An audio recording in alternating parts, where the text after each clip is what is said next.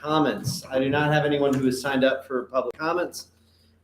This is just the overarching public comments. You have public hearings. The public hearings will be for the specific projects. If you came here and you want to speak to the forestal district, there'll be a specific time slot to talk about that. If you came to talk about special use permit 717 restaurant, there'll be a separate public hearing for that. If you have something above and beyond that you want to bring up, this is usually the opportunity to do that. You are given 3 minutes to speak. Please say your name and address for the record. Mr. Reed is going to be our timekeeper. If you are speaking on behalf of a group, please specify the group, and you will have 5 minutes to speak. Only one member of a group is allowed to speak, not every member. So I now open the public comment section at this time. Is there anyone who wishes to speak other than the public hearings I have just mentioned? Okay, come forward. Get your name and address. Good evening. I'm Mark Franklin at 723 Schaefer's Hollow Lane in Roseland. I've come to understand our county budget item, community development, is actually Nelson Tourism, which per the county budget synopsis, they received nearly a 5% increase to its budget, while Parks and Rec, an understaffed and underfunded and therefore underachieving department, received about a 5% or more decrease to its budget. I ask you, where is the community development in that equation? Meanwhile, community development, who really knows what that is?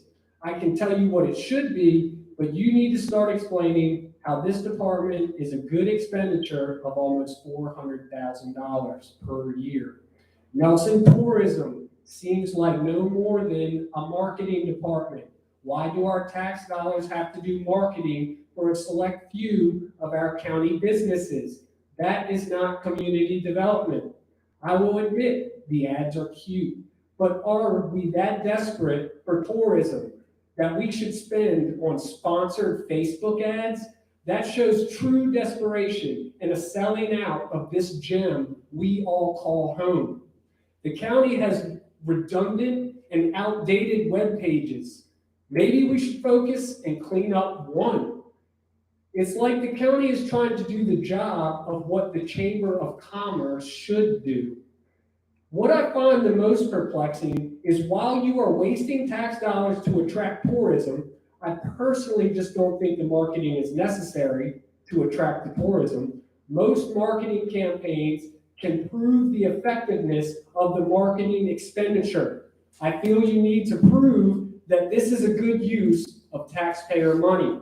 But the most confusing part is you find a need to spend in marketing for tourism, calling it community development, and then vote down the specific opportunity to collect tax revenue from the tourists you are marketing to when you didn't increase the transient occupancy tax. You want tourism, but you don't want money that is practically in your hand.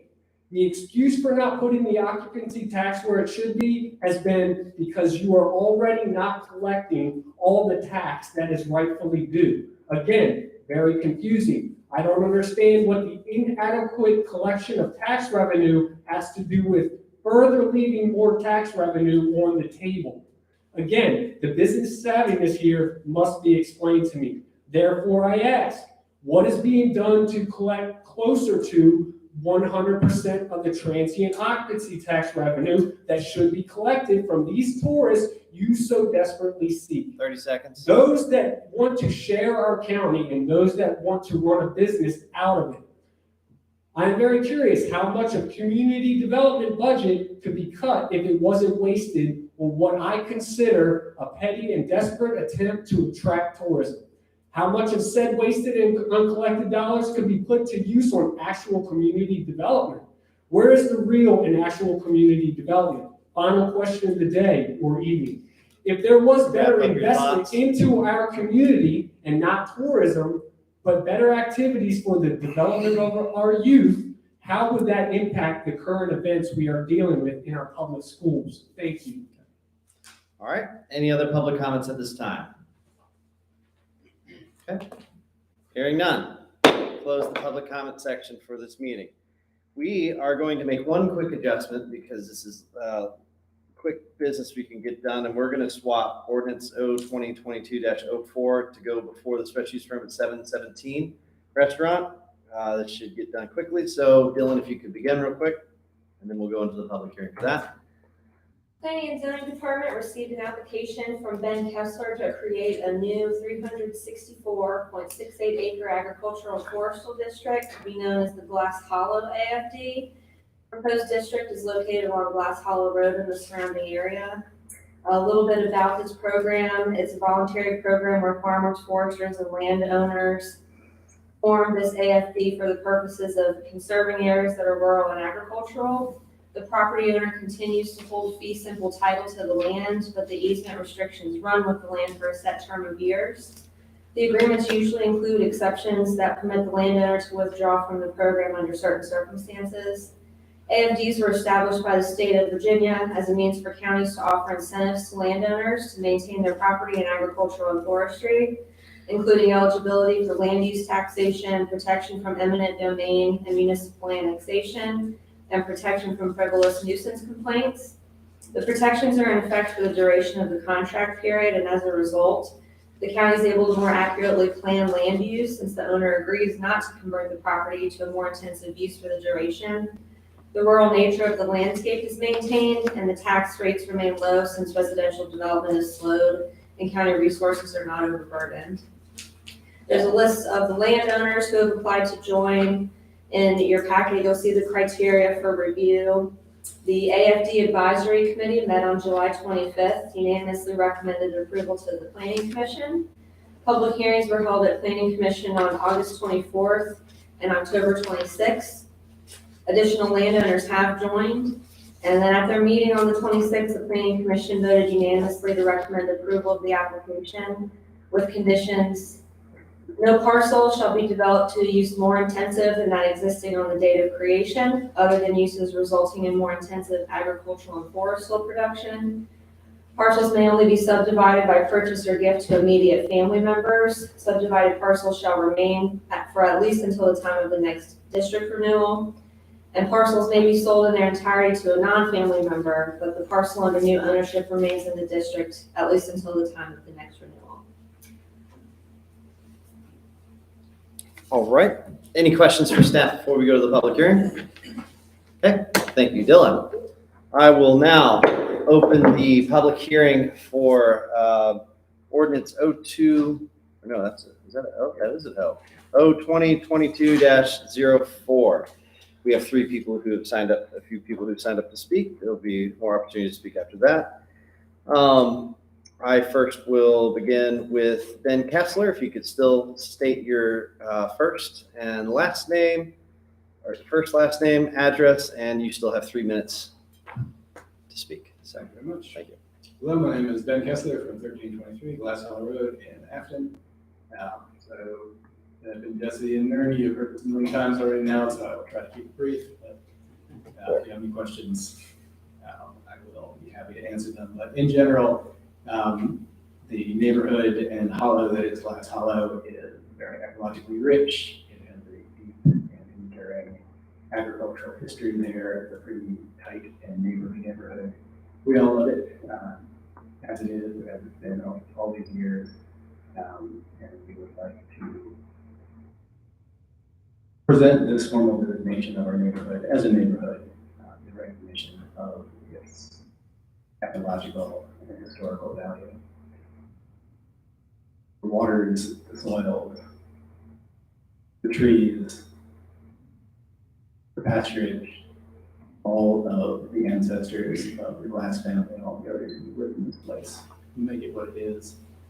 This is a small way of honoring their long heritage in this place and furthering the existence of this community on in the future. So if you have any questions, I'd be happy to answer them. I'll turn it over to my neighbors. That's good. Thank you, sir. Mark Franklin? All right. Victoria Mayer? Did you want to speak to this? Okay. All right. Anyone else wish to speak to ordinance O 2022-04? Susan?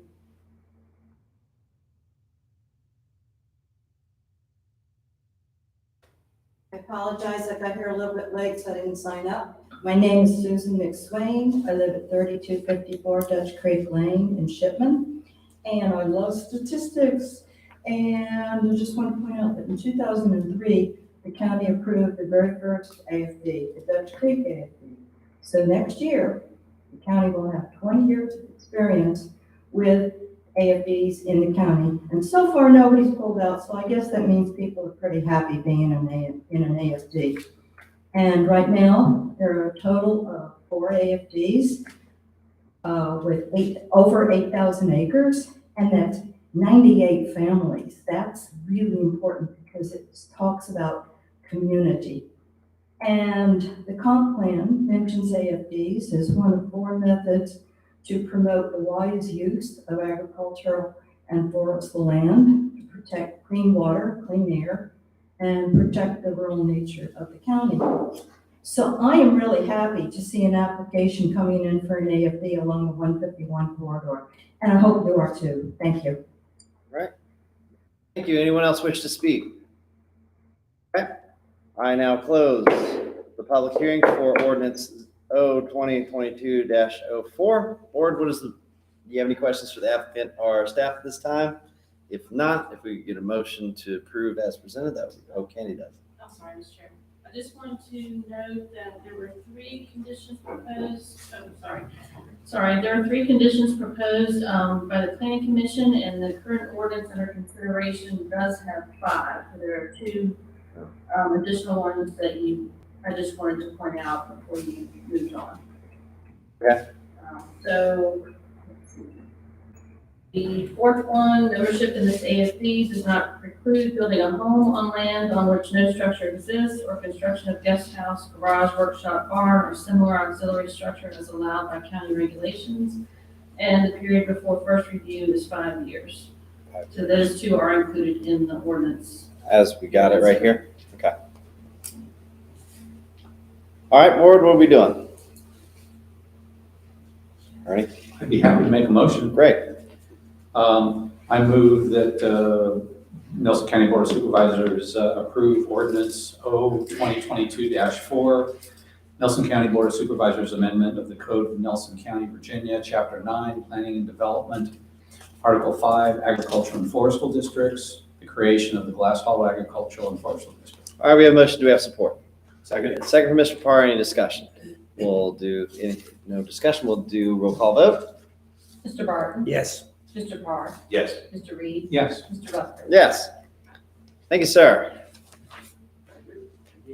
All right, moving on to the next one. Special use permit 717 restaurant. Dylan.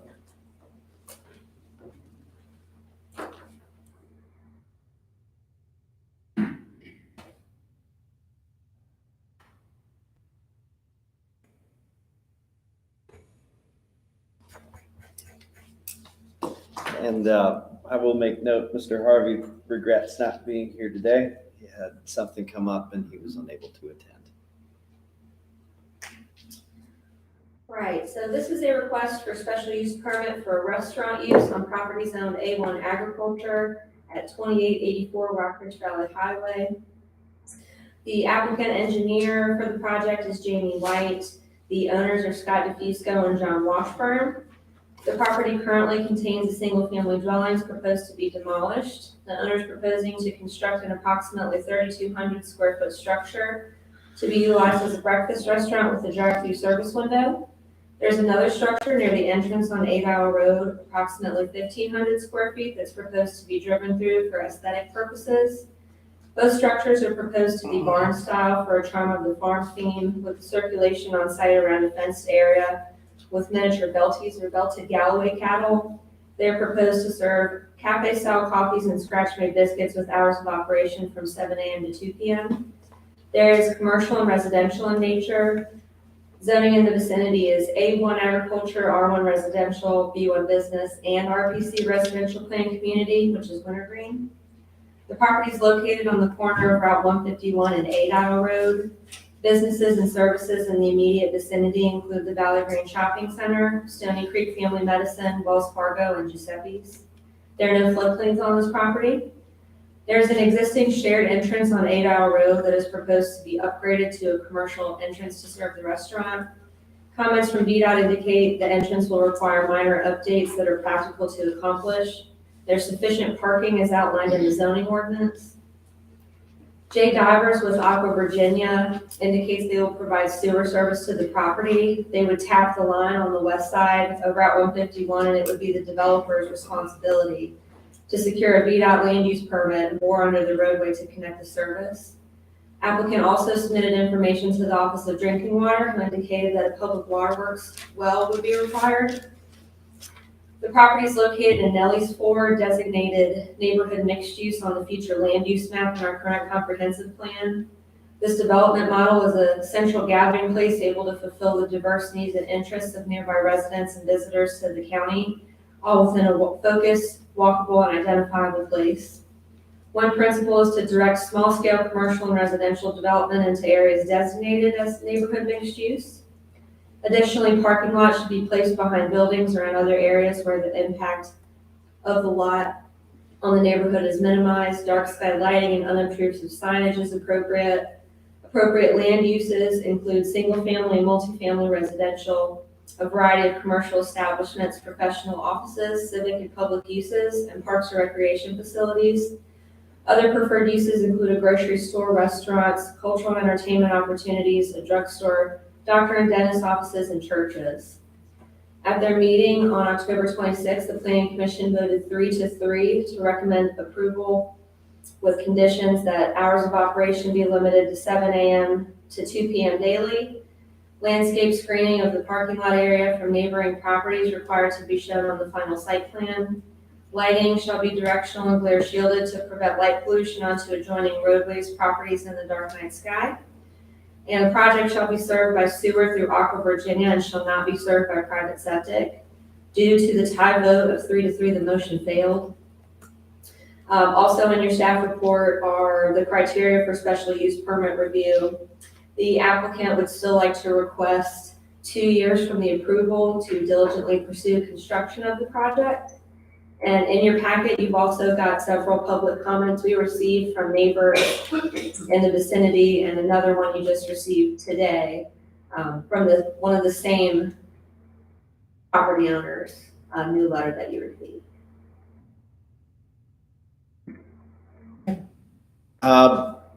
We can ask staff questions after the public hearing, or we can ask them now before we ask the applicant to come up. All right. Applicant, if you could come up real quick.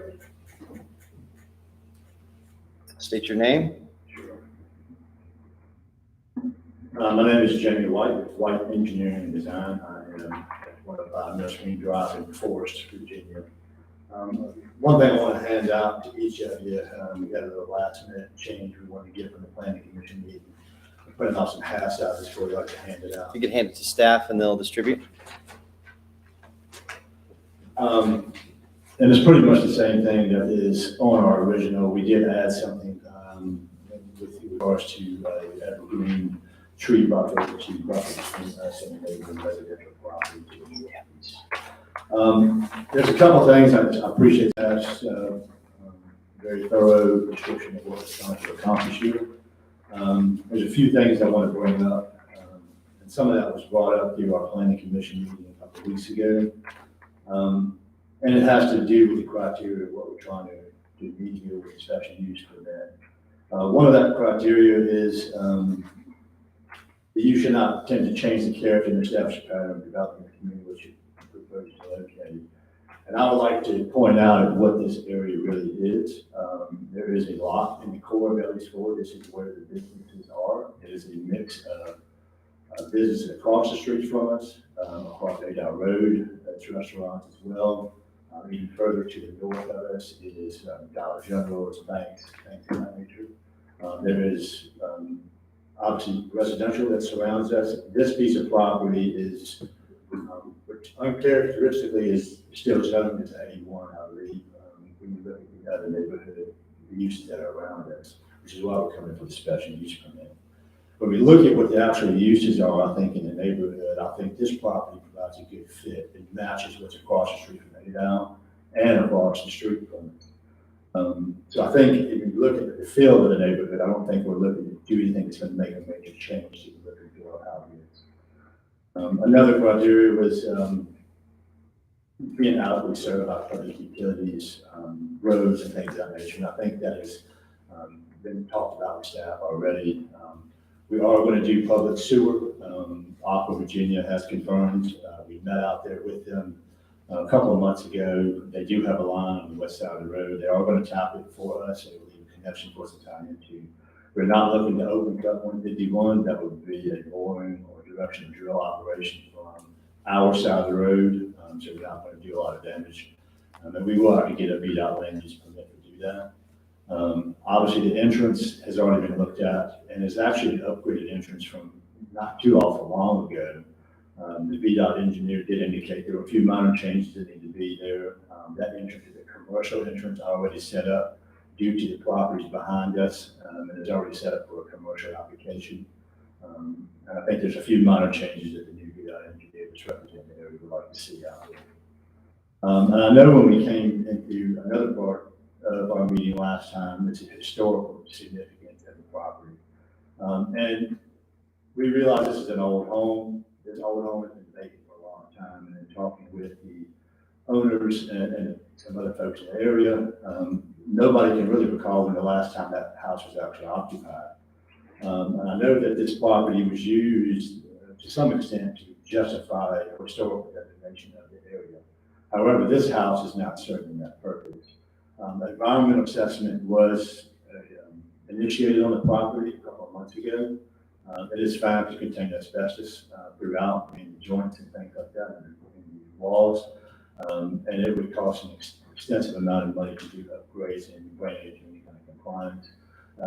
The owners did look at trying to reuse the existing structure that's why they did the environmental assessment in the first place. They wanted to reuse the existing building. It's just not cost feasible to do so. We could see the height issues, we've got asbestos issues. Structurally, it may not be sound enough to do what we need to do.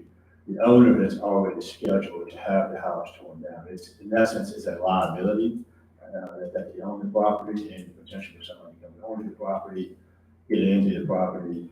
It is already scheduled to be torn down. So I know when we talked last time at the planning commission meeting, we was talking about section 106 review for historical significance. That does not apply to this. The state nor DHR has any rules or regulations that can force a owner not to either upgrade a home and bring in compliances, or will not have any restrictions for them to tearing down a home, even if it was something that was in the historical. This house particularly doesn't have any specific historical. It was just an older home in the area. So the house will be torn down regardless. We tried to use it and look at that option, and it was not something we could do. So in summary, I think what we're trying to do there, it matches some of the other areas. I know there's a restaurant that's right across that road from us. There's another restaurant across the street from us. What they're looking to do is a breakfast style restaurant, and no other business in that area is really kind of offering that. They're limiting their hours to breakfast hours. They will serve up potentially through the lunchtime, but they're not looking to serve like lunch menus and things like that. It's going to be biscuits and breakfast type items that are going to be served in the area. And I will let the creative and development team kind of give a little more detail on the look and feel of what they're planning there and how they come up with the idea of what they're trying to accomplish. Okay. Any questions for the applicant before we go into the public hearing? There'll be another opportunity to ask staff and the applicant any questions. Okay, thank you. Yeah, I have one question. Do you have that report about how much asbestos is in the house? I do not have it.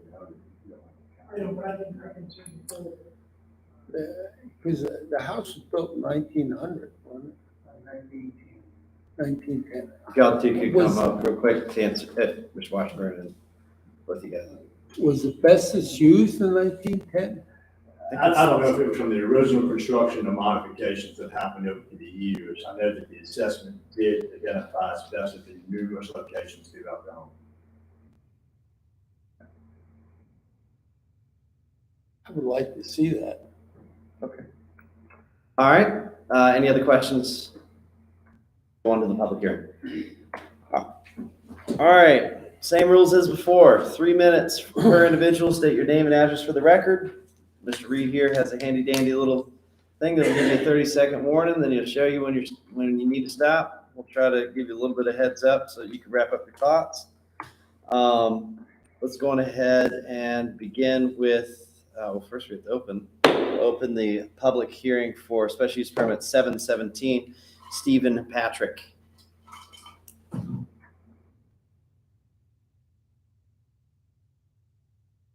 Hello, my name is Stephen Patrick, 463 Lower Bar Estate. I am also the owner of Ashley's Market, 6445 Rockbridge Valley Highway. I'm here tonight to represent John and Scott to move forward with this project. I'd like to see business, I've always liked to see business, so I'd like to see business promoted in Nelly's Ford. I have a selfish reason for that. I didn't even discuss this with John, but to be quite honest with you, Nelson County, you guys have done a great job of creating business and laying out the format for business for this county or for Nelly's Ford area. The biggest problem that we've all forgot about is where to go to the bathroom. So as myself being in business, I pick up a lot of that slack. So any business that wants to come on 151 can help me with bathroom usage. I'll welcome over. But for the record, I should have done this in the earlier comment section, but it is a problem. I spent $92,000 a few years ago for an engineered system that has to be constantly pumped, once a year pumped, which costs a lot of funds to do that. And somebody might stand up and say that you're benefiting from having a business and people come in, but I guarantee you, I can show you that buses stop and unload 20 and 30 people and they do nothing but use the bathroom. So I just wanted to make it for the record that it is a problem in this side of 151, that a lot of our businesses, so the cities probably has to deal with it as well. And for John, you guys, if it gets approved, look out, because it is a situation. Thank you. All right, thank you. Scott, the Foods Go. You're an applicant, I don't. I didn't know I was signed up for that. John. That's okay, you're good. John too? John's also on here. You're also an applicant, so we'll probably ask you to speak one more time before we do any actions, more than like. So did you want to speak on the public hearing or just wait till the public hearing was done? I'll speak now, if that's okay. Okay, yeah, go for it. Yeah, I mean, you signed up, so Yeah. this will be a first for me. But yeah, come on. Okay. I guess the applicant. Yeah. Thank you for considering this application. And thank you for all you've done to preserve and enhance Nelly's Ford, which I'm at 10808 Patrick Henry Highway, Roseland. I've had property and residence in Nelson County for 35 years. Yes, I did know BC Small and all of the older folks that came before.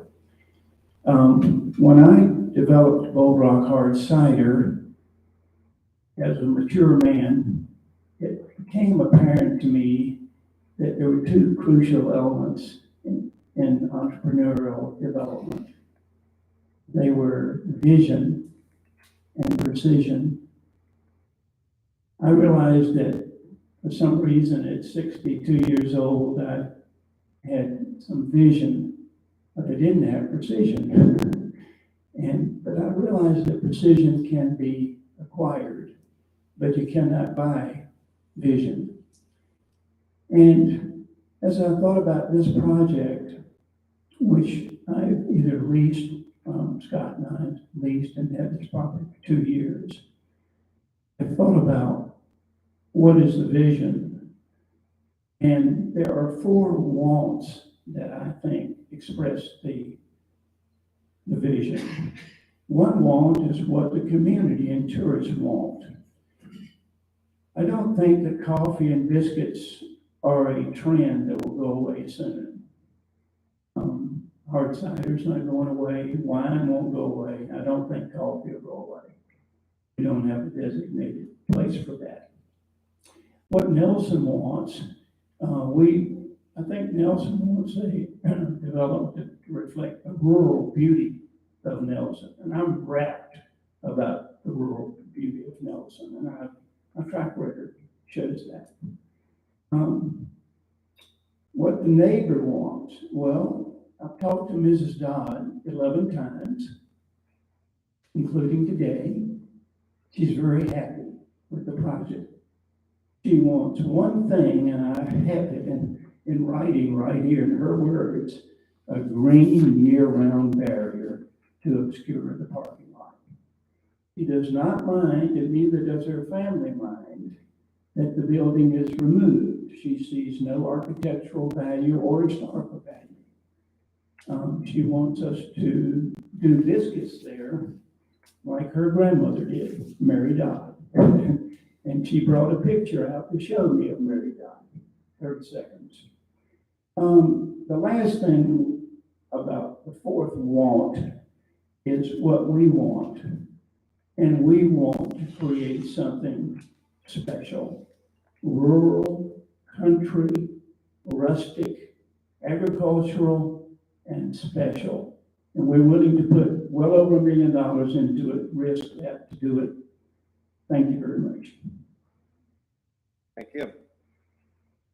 All right, moving on to Andy Wright. Dutch Creek. A lot of Dutch Creek folk here today. Half of you. I'm Andy Wright, Dutch Creek, 1315 Dutch Creek Lane. I'm representing the Nelson County Historical Society this evening. The society opposes the destruction of this dwelling at 2884 Rockfish Valley Highway. The structure was among the first in the county to be surveyed and assigned a Department of Historical Resources and Identification number in the 1970s.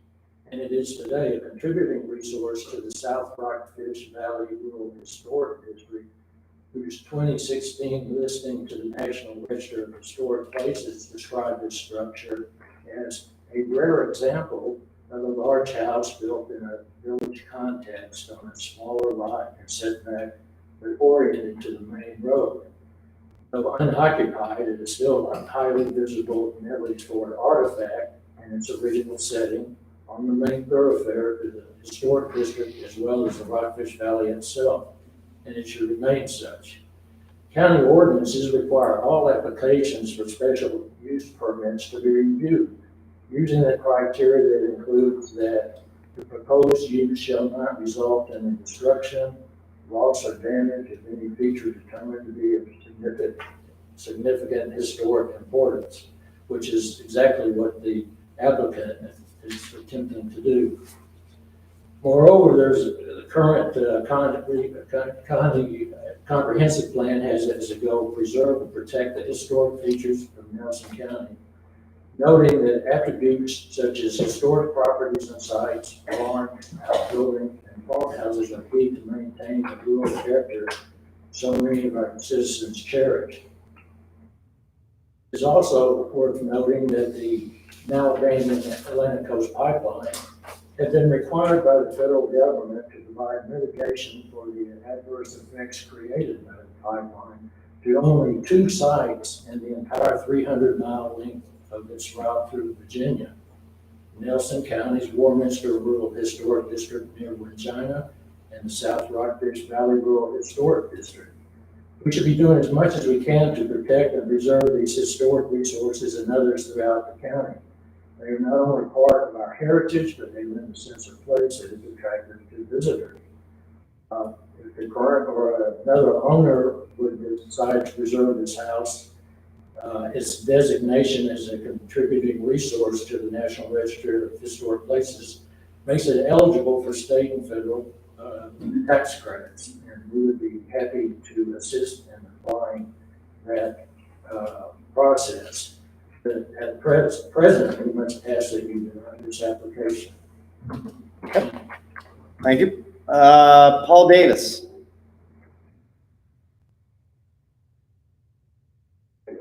Paul Davis, 2514 Rockfish Valley Highway, Nellis Ford. I just want to start, I talked with Ms. Dodd today again myself, and these lots right here that we're talking about, of course, the one that the applicant had, there are 5 lots from the corner of A Dial northbound on 151. this lot that we're talking about here tonight, the very next lot is Miss Dodge, where she's 83-year-old resident, lives in a smaller brick home right beside. Next to her is an older home, which is directly across from the dollar store, which is due for demolition, out of my understanding, because of the disrepair to that facility. Beside that is another vacant lot with grass, which is again Miss Dodge. And then on past that, still going northbound, there's a small little lot which currently has gravel and trucks, and from my understanding, I'm about in the Harvey to him the other day. And so my point is, and then past that lot is that real historic brick home, which I know is so old that nobody's going to be able to touch that. But my point here is these lots from this corner all the way down to Mr. Harvey's. Right now, my concern is if you pass this, it's setting up a whole area for the county and for future special use permits for these business-minded individuals. Because Miss Dodd, and I'll be real, she's 83. You buy this one lot, you can wait her out a year or two. And I know they're asking for a 2-year extension, but the planning commission, I think, it voted for the 1 year on that.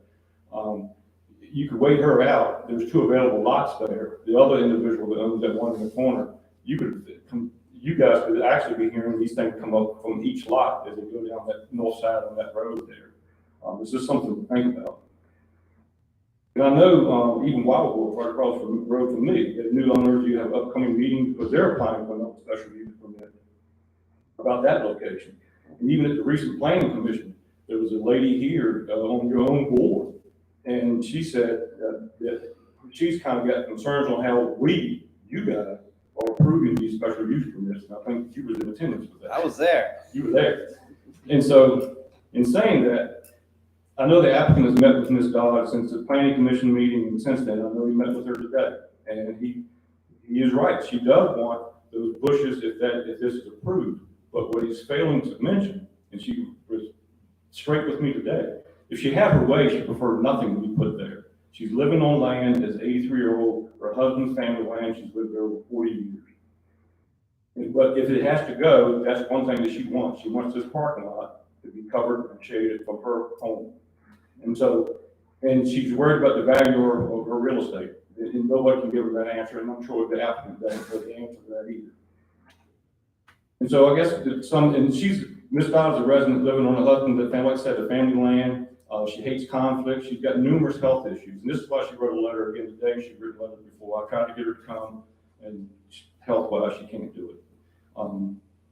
And she's trying to be as accommodating as so many from her generation are and have been, like most of her own grandmothers were. That's how she is, that generation. She's very accommodating. She wants no conflict, and if this has to go, it's going to be there. And so to sum it all up, I see you getting the time running. The county needs, I guess, to decide on these special use permits, as business income may be appealing, but there are real people being impacted that they feel that they no longer have a voice, especially the elderly, including Ms. Dodd. Thank you. Appreciate it. Steve Bryant, Farnow.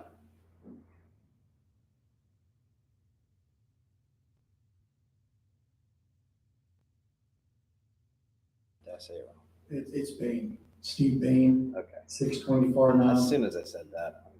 That's quite all right. Noise for, please deny the request for this special use permit and consider the following. Number one, 2884, and I appreciate the presentation by the historical gentleman. 2884 is a historical treasure. Please protect it. This is extremely important to protect our historical properties, as I think you've seen both in the current comprehensive plan as well as the feedback for the creation of the new comprehensive plan. Number two, zoning. Please manage to the existing zoning. The current property is residential zone. Please do manage to the existing zoning. As we know from the comprehensive plan process, the zoning processes are extremely important to manage the overall growth and development of our county. So please, make sure that we do not make the mistakes of our neighbors to the north. And then finally, My third point is to tear down a historical treasure and replace it with something that is a nouveau barn style architecture would really diminish the quaint appeal of Nellis Fort. Please deny this request. Thank you very much. I have Jim and White. I think you're part of this. Okay. Peter Farley.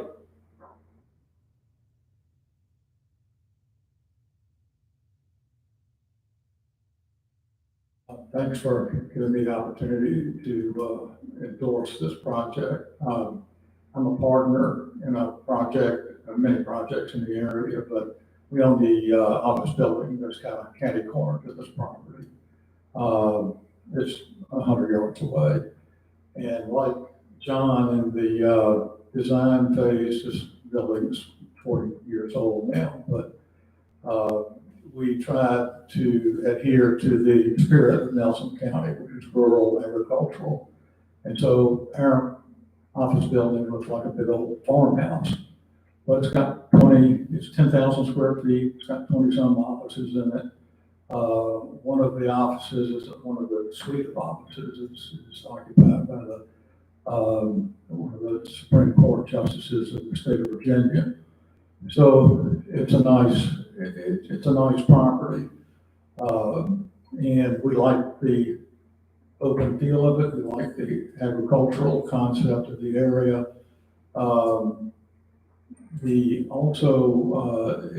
It would be important to note that we, in the development part of our business, we've just completed a pretty substantial subdivision, like 50 homes. And we built and sold 20 of them, 25 of them this year. All very nice homes. And of course, they would love to be able to walk across the street and have a good cup of coffee and have a nice croissant or whatever happens to be on the menu.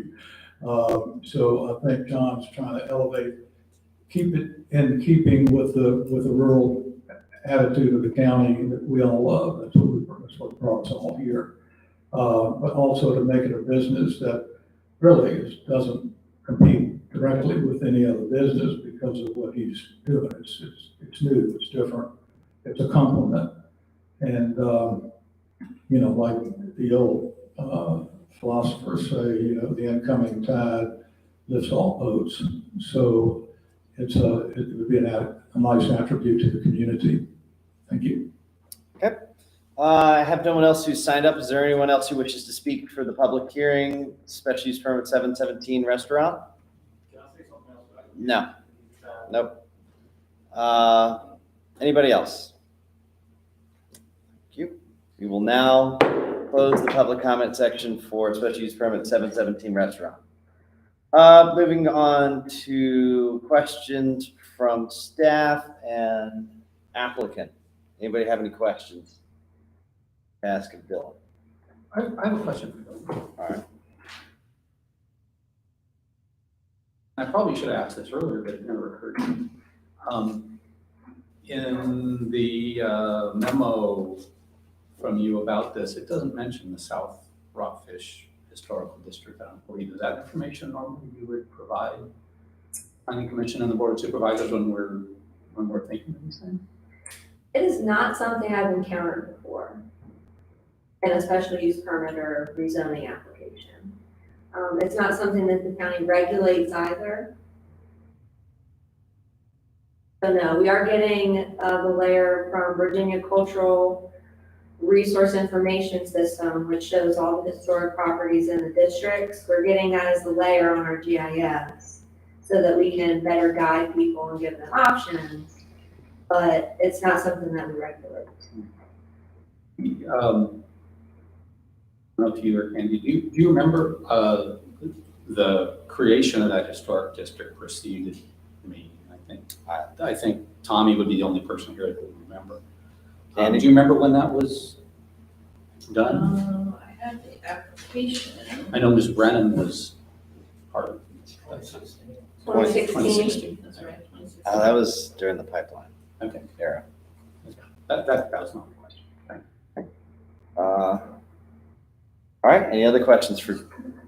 Bill? I have,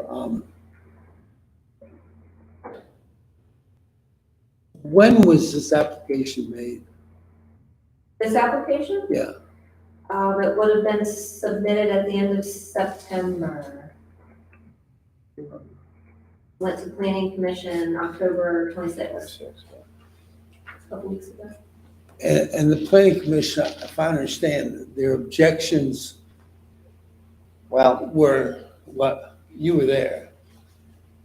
I would say that there was multiple objections. I don't think when we got to it that anyone really gave a good reason. I mean, a good reason. I think Mr. Harmon, who was against it, was probably erring toward the side of the historical building. I'm not trying to put words in his mouth, but that was my feeling. And I don't remember if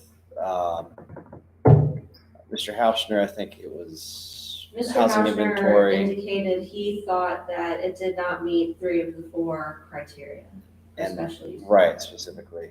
And I can't remember And what. Mary Catherine was special use permit. She felt that, She didn't say that. well, Maybe she told you that after. that there'd been, this continuous amount of special use. Yeah, she said that in the beginning portion. Yeah. And I went by there the other day and tried to get a feeling, Adel Road seemed to be a line that to the east and to the north of that line didn't have any businesses really there. And it was, and Adel Road became sort of a line that maintained a agricultural and a rural atmosphere to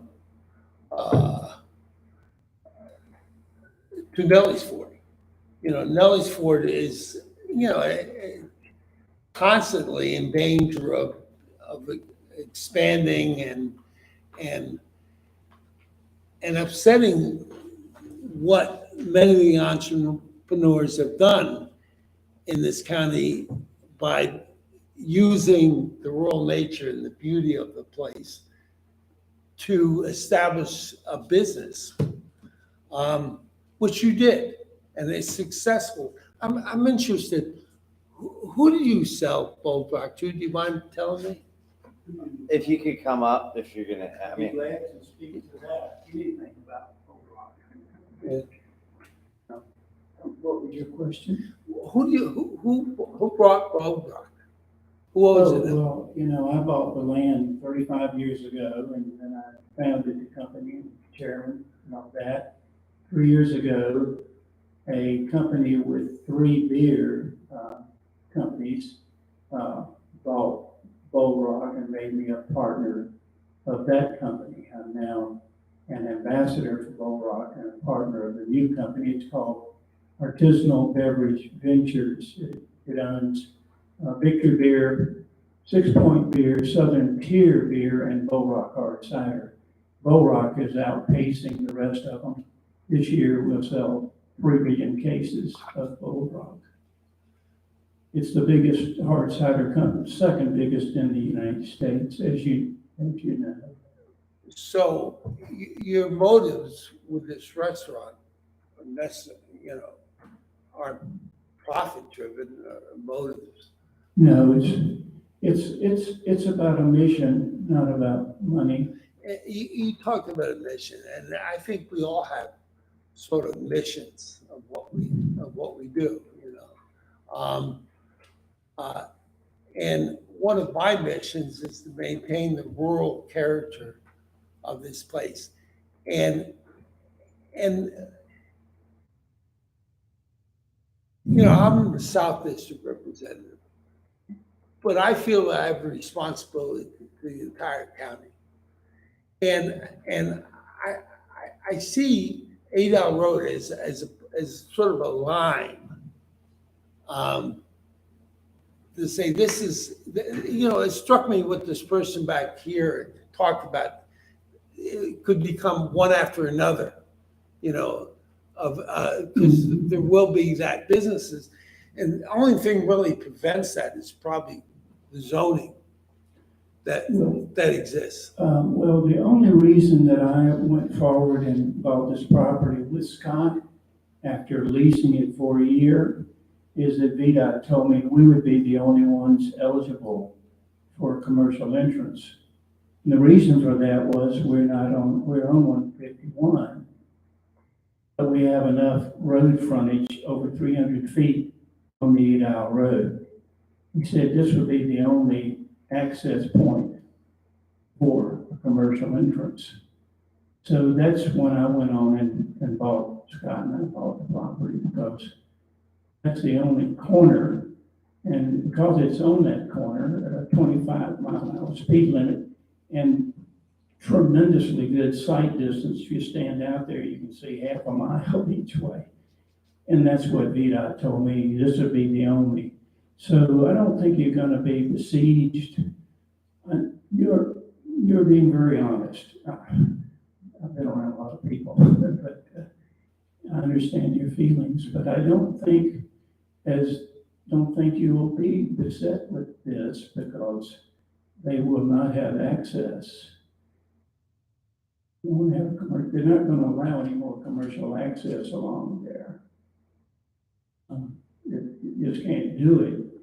And again, to repeat, we have a 25-mile-an-hour speed limit there, and that's quite sufficient for slow. But again, if it hadn't had 325 feet there to get away from 151, we wouldn't be able to get a commercial entrance. Part of the mission is you're saying that the people in that community desire that sort of thing to exist there, right? Is that? Well, I talked to several hundred people at Bull Rock the last 2 months. Several hundred. They were from Rue Hollow. But you talked about people who are within walking distance. I just kind of feel like we should think about this a little bit and put it off a month anyway, to let the people of the community kind of have their say.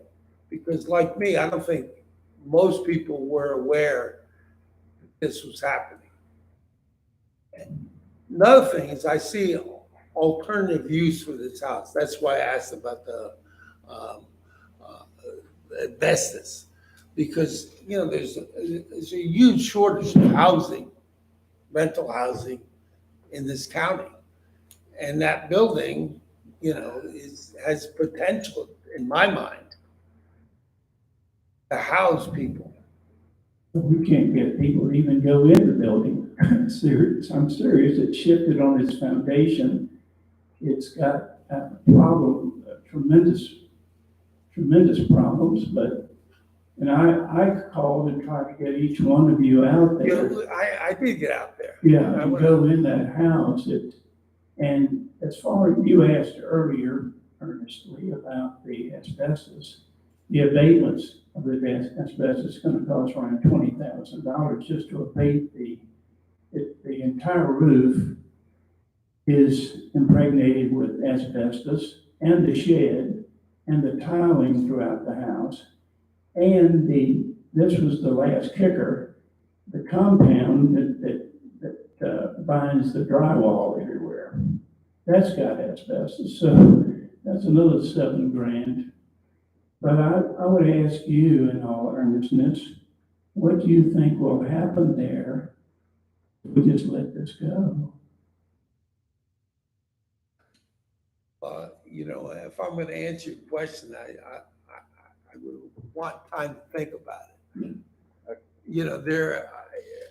A piece of land is enormous potential, but I just think we need a little time to think about it. Is all I'm saying right now. Right, I respect that. And I would suggest that we put this off for a month. All right, let's continue with the rest of the discussion on here. Mr. Reed or Mr. Parr?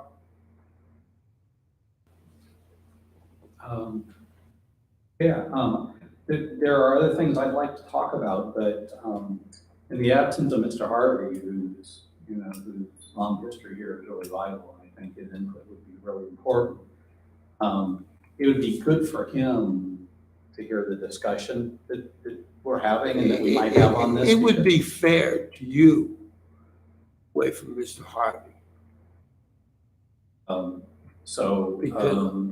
I think your suggestion to put it off for a month is pretty solid. I mean, I know that maybe the board wasn't even aware, except for maybe Jesse and myself, that this was going to be on the agenda. But we got it on Friday, and of course now it's Monday. So people don't work much on weekends. Hold on, Mr. Washburn, hold on. I mean, yeah. So it's true we did know it was coming, but it didn't give a lot of time to be thoughtful about it. And I think that the fact that there has been lots of information that's been given to us during the comp plan process by the public, and honoring the rural nature is something that so many people have spoken about during that time, that it might be prudent for us to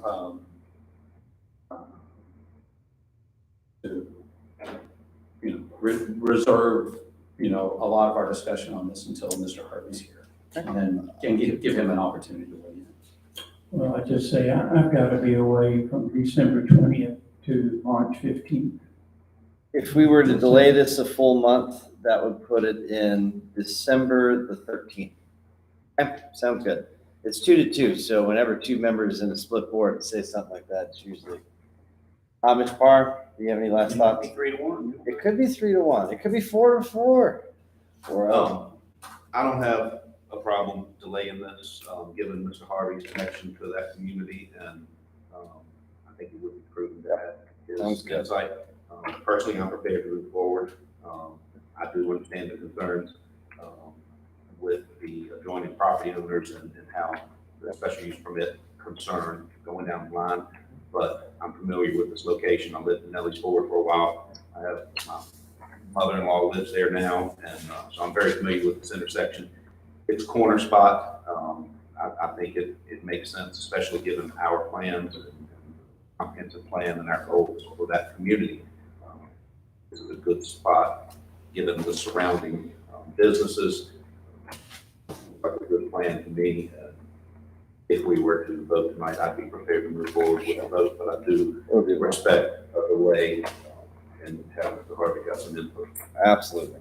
There's no one who's got more experience on that road than Mr. Harvey. The only thing I would add is, and preserving historical buildings in Nelson is something obviously near and dear to my heart, and I have countless family homes along Hickory Creek and Irish Road and all the way down the line for my family that I wish we could have preserved, but you get into so many barriers, and I don't think I've ever seen the county once ever extend a hand to help preserve something historic, or maybe it has, preserving some of those historical buildings that have a huge significance.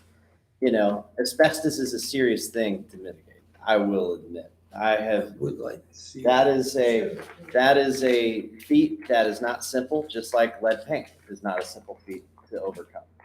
So, and of course the housing inventory conversation is also near and dear to my heart, because I think that's a huge conversation. When, where, and with what infrastructure is always the next question after that. So with that being said, I think Mr. Harvey needs to be here. It's 151. It's his road. It feels like, and Mr. Reed's road, and I think we'd be remiss if we didn't have him here. So I would like to get a motion to continue your application to the December meeting. Can we get a motion? I move that we put the consideration of special use permit 717 on the agenda for December. We have a motion. Do we have support? I'll second. We have a second. Any further discussion? No discussion. We'll do a vote by acclamation. All those in favor say aye. Aye. All right, unanimous. Yes, Bill. I would just like to ask if there's any additional information you'd like before your next meeting. Mr. Spartan wants info related to the asbestos. I mean, I would like the argument that the house is not redeemable. I'd like to see evidence that that's true. And I would suggest if you could get it, if the applicant has any of that info, give it to us ahead of time in case there are further inquiries. That sound good? And I'd like to see either the application or the establishment of the South Rockfish Historical District, just to be able to reference that. All right. I have nothing else. We do have some other business that you've asked us to do, right? I do. Board of Supervisors expressed in scheduling additional meetings for stakeholders. You want to talk about that? Yeah, since I just gave it to you, I'll read real quick through it. So staff is pretty much aware that board members have expressed interest in scheduling additional meetings for stakeholders as our consultant, the Berkeley Group, begins drafting individual chapters for our comp plan update. The tentative schedule for these chapters and topics to be discussed at upcoming joint work sessions is attached, subject to change. As a reminder, of course, all updates, documents, materials utilized or created through the process are on the project website. We had 4 stakeholder listening sessions during the public engagement phase this summer on housing and development, hospitality, lodging and tourism, agriculture and agritourism, and community organizations. We have sent information request forms to applicable departments and agencies for the chapter on community facilities and infrastructure. The Berkeley Group and county staff communicate and collect information electronically for each chapter throughout the process. County staff intends to reach out to applicable agencies and individuals for feedback.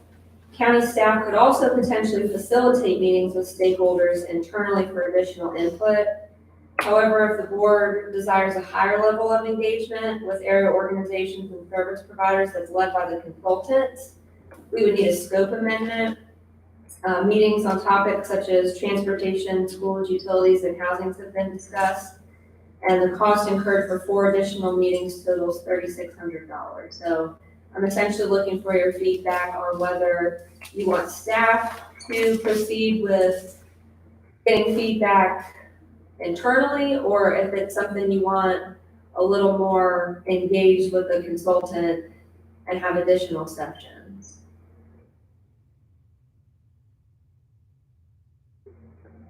I know it's been discussed. So I feel like some of this is redundant. So this, we already did that. Okay, that's why it was redundant. Well, for example, I know you had mentioned potentially having a meeting dedicated to the housing. Sure, issue. and I can be supportive of that. I really think those should be specific, and then that's all we talk about for the sake of not diluting something with other huge things with it. Like if we're going to talk about housing, we need to just talk about housing. And obviously there might be some transportation that comes out about that. But one thing that I think we've struggled with is we talk about one and then pollute it with something else. And then it dilutes that one to where the topic is just not even remotely worth it. So these sessions would be for during the drafting of the chapters before it gets to your joint session. We still have the work session to discuss the chapter after it's drafted. Right. But if you want. So you said this is $3,500 each? No, $3,600 for 4. Oh, that's cheap. Let's do that. Do you have any issues with that? Sorry. Are staff going to kill us? Are you guys going to kill us? Yeah, Amanda's going to kill us. Well, I would just say be cognizant, right? If there's, 1 or 2 agencies that you want input on, staff can handle that internally. If you want Berkeley Group to lead meetings with a group of stakeholders, that's a little bit different. All right, staff, y'all have some thoughts. What is our capacity at? Because this is going to be knee deep in the budget, right? And I don't want to see y'all get overburdened with a bunch of it. Now, luckily, you probably won't necessarily have to process the info. You just have to be present. That's not true. We're going to ask you all sorts of questions. You don't have to decide this right this Let's tonight, decide in December and let's have an internal discussion with staff. but I wanted to put the bug in your brain. I mean, we're happy to accommodate whatever you all decide on, of course. I Because again, understand. I'll say Don't it's go your that far. plan. That's going too far. But we already have planned internal meetings on these topics. True. Okay, no, At least some of them. I mean, not the housing one. No, I'm saying but we have, I don't know. Well, and I would also Infrastructure, just, you kind of had that one already, yeah. right? I would also add that if any of you want to hold meetings with stakeholders that you'd like to, keep in mind I'm a resource. I'm happy to be included on that. I would love to do the housing one with Ernie. So I know the first set of stakeholder sessions, the board wasn't invited to, so Right. if it's something you want to be a part of, just You know, something to think about. I just want to say what my feeling is. What do you And feel? that is that, I think that of all the things the consultants have done, what they've done really well is to get comments from the public about what they think about these things.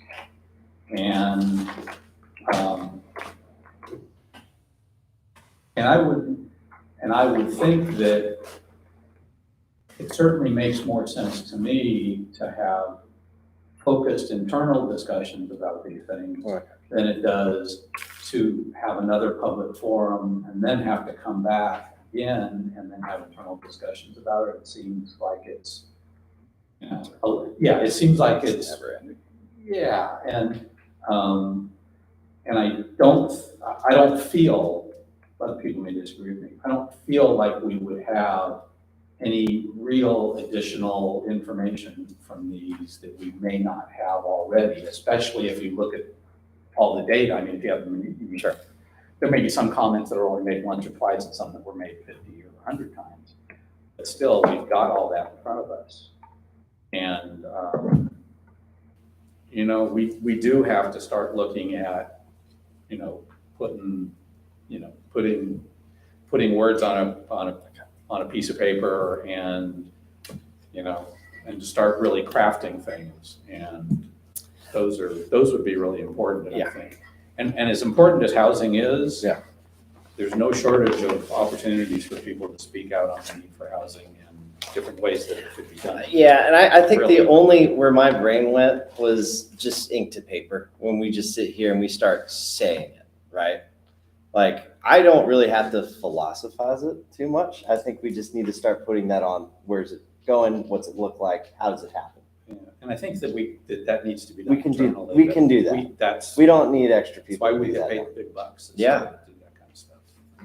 And if we change, but we'll make sure we readdress if there's any thoughts between here and December. And there will be subsequent public hearings and the public will have opportunities to comment further and things will change. But, Jesse's right, budget season's really important. Yeah. We have to pay attention. And that's very We have important. to pay attention to some short-term things as well as long-term things. I think we're good. Okay. Um, Thank you. we need to, is there anything else before we continue this meeting to November 29th at 4? I don't think I have anything else. Can I get a motion to continue this meeting to November 29th at 4? So move. Motion, second? Second, any discussion? All those in favor say aye. Aye. See y'all on the 29th. The 29th, wow. That's It's a the long longest time vacation. we've gone, You dude. think?